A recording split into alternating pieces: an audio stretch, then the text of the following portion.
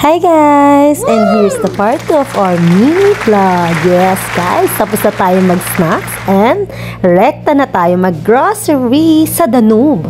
Yes, alam nyo ba ang Danube guys? Isa sa mga parang SM Supermarket or Robinson. Hindi siya pangmasa actually, but then fresh kasi yung mga mabibili mo dito at saka mostly yung mga imported products makikita mo dito. So, unahin natin dito sa gawin ng mga vegetable section. Syempre, kailangan natin ng mas healthier. O, diba? Though, ayan guys, medyo mahal-mahal din siya pag i-convert mo times 14 sa Philippine peso ang reals dito ngayon.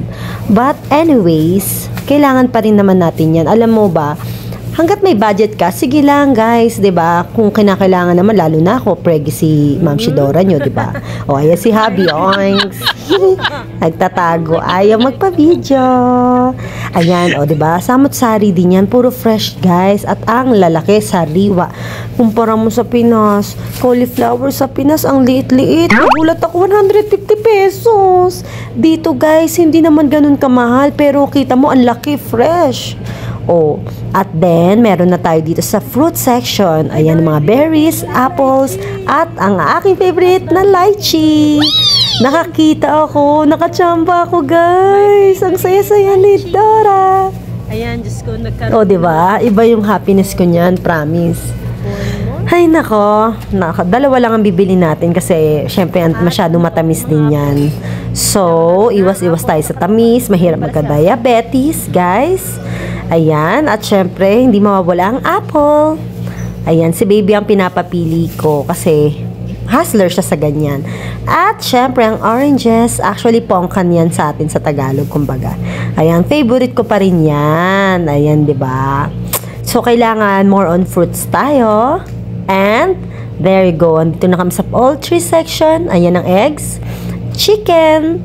Ayan, syempre, alam niyo naman guys, walang pork sa Saudi Arabia.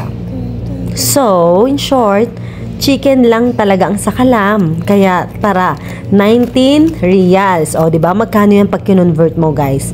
Wala pang 1 kilo yan, ha? O, 450. So, parang kalahating kilo ay equivalent ng kulang-kulang 300. 300 pesos ang kalahating kilo ng manok. Can you imagine that? Hay, nako.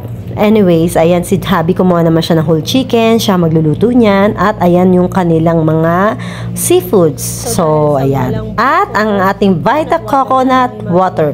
Favorite ko yan, magmula sa UK, palagi ko yung iniinom. Sana meron sa Pinas, no?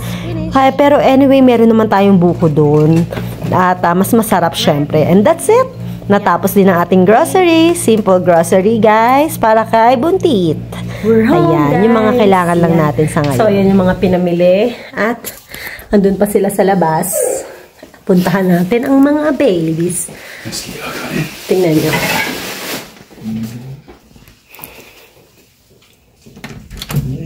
Hi! Hello! Who's the baby of Mama? Sit! Sit! I know. Wait lang. Ang lalaki guys. Oh, Diyos ko, dahil hindi ko na kaya. Hindi ako makalapit.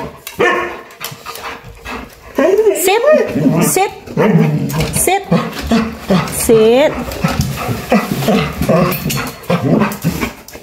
Ganyan na po sila kalalaki guys. Shh. Please behave. Yes, yes. You're a good dog. Yes, you're a good boy.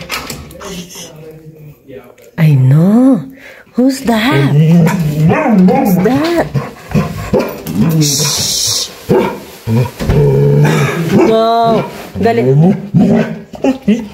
Di ba rin mo na sa sombrero mo nakikita ka, akala siguro kung sino.